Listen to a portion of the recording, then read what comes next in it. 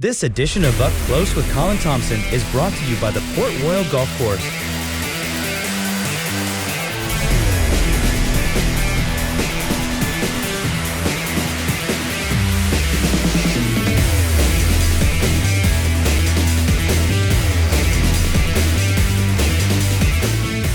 And welcome back. Steve, I just want to go back to the local field. Obviously, we've got, representing Bermuda this year, we've got the evergreen Kim Swan, a former, comes with loads of experience, a former player on the European Tour, multiple Bermuda Open winner, et cetera, et cetera. He's going to be back this year. Thoughts on him? First, he's the chairman of the board at Port Royal Golf Course. For me, it's amazing to see him. He's in his 65th year. He was the manager at St. George's Golf Course.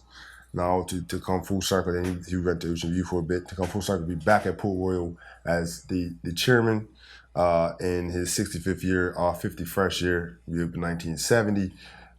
He's played on the PGA Tour twice, because I wrongfully said once, and he quickly reminded me, no, this is my second appearance on the PGA Tour, European Tour.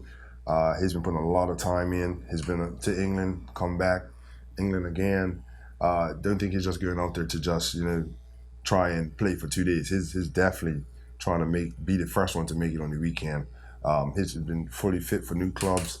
He's got everything that it takes. But and to me, mindset-wise, I've never seen somebody more focused when they get on the golf course than Mr. Kim Swan. Hubert Kim Swan, by the way. He's got the same name as my grandpa. And he will always say, when he talks to me, me and your daddy went Lily Park Nursery School together, I got your back. I said, okay, Uncle Kim. But yeah, so I'm rooting for him. I want him to do well. And also, not only has he put a lot of emphasis on sharpening his game, but also his fitness. Yes. He's been on this crusade, and he's dropped some weight. So I probably shouldn't say this, but I'm going to say this. The other day, one of our great works, Mr. Oscar Riley, came across me when the course was about to close. He said, "Didn't you just go down number one?" I said, "You see me right here?" I said, "Kim Swan? Really?" So I don't know if I look good or...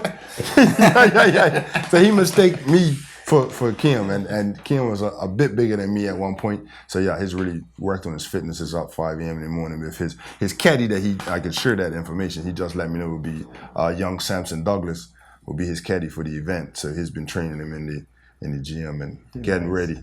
So yeah, I wouldn't do a running race with him right now. He'd probably beat me.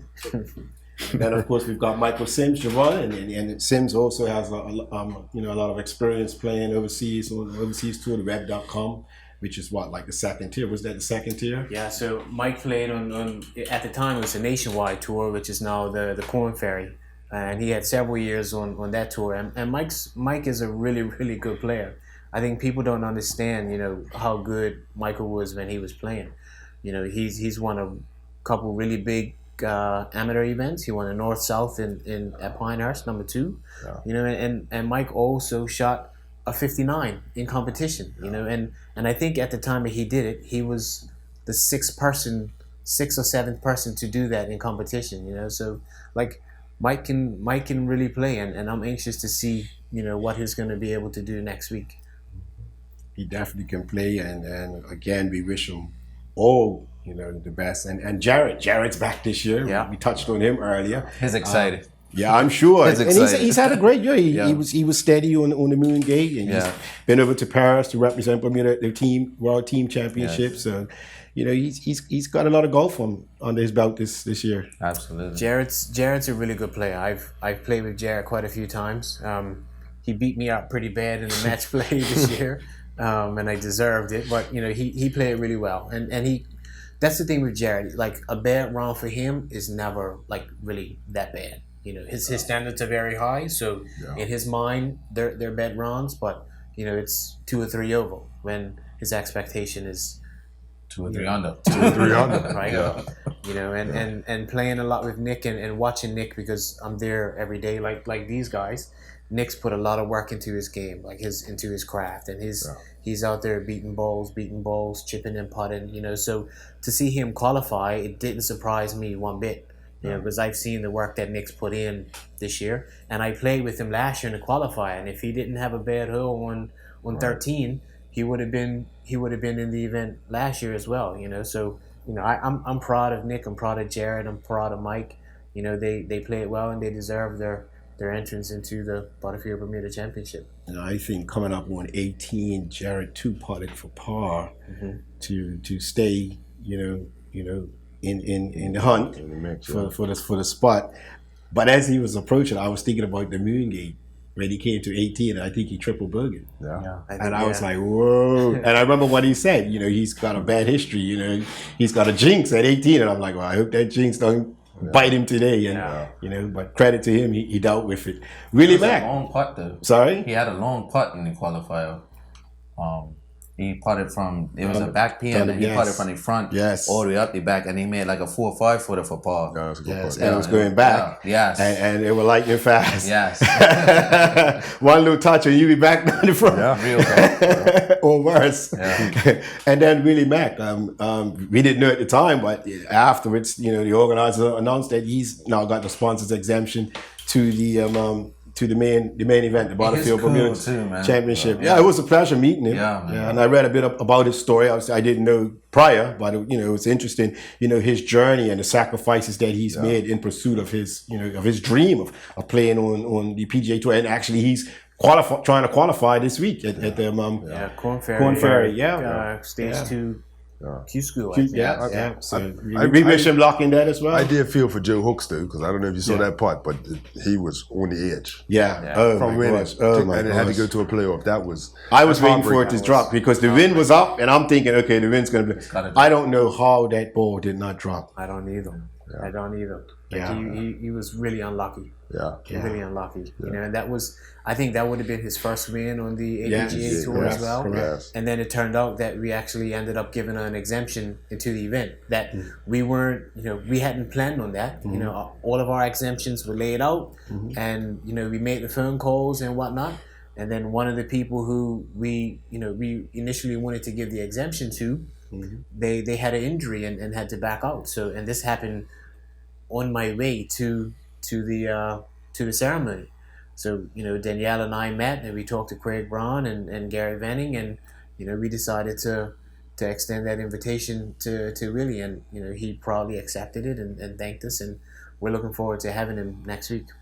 Are they going to be back as well next year? The APGA? They will be, yeah. Is that what's the contract for that? Or that's the term for that? It was a 2 year. 2 year. 2 year, yeah. But they had such a good time, they'll come back as many times as we can do it. Yeah. One name we ever mentioned who actually plays on that tour overseas, Daniel Augustus. And unfortunately, he can't come back. Again this year. This is the second year. But knock on wood, maybe he gets an opportunity. And we did touch on some of the youngsters that are coming through. Bashard, one stroke goal outside of the playoff. Or potential playoff. But I think he just slipped up at 16, so he was almost home and dry.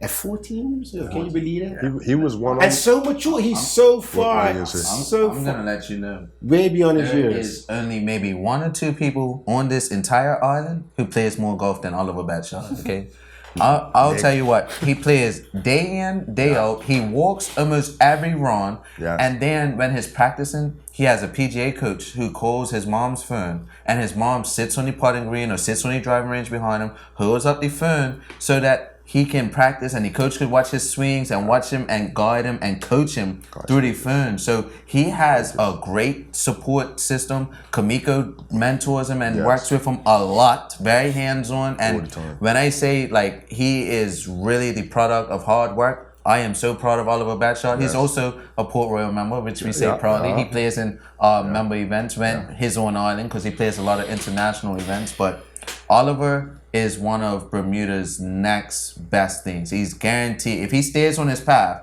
and he keeps the right people around him, he's going to be a name that you yourself will be saying a lot of. You'll be sitting here for sure. One day. And also we can't overlook Kenny LeJour, who's actually been there. And he's playing in college. If Oliver would have won this year, he would have been the youngest to play on the PGA Tour. If he would have qualified, I should say. By 1 year. Kenny is the youngest at this time. So it would have been 2 Bermudians. I had that in my notes. I had that in my notes. And I talked to Kenny a lot. He didn't like the way he played. But he's remaining positive. He's over at Butler. He's playing golf in college now. He's a freshman in university, so he is playing on a golf team. But he's definitely looking forward to next year too. I keep in contact with Kenny a lot, so we talked about things, and he's looking to grow and return to his fine form that we all know his gotten attained. And real quick, I just got to mention Christian Collins, because he was also in the qualifier field as well.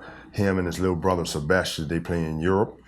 Watch out for them too. So we got a lot of young talent that's overseas at the moment that will be in the qualifier against us older guys trying to make it, and the games are sharp. Christian missed it by a par.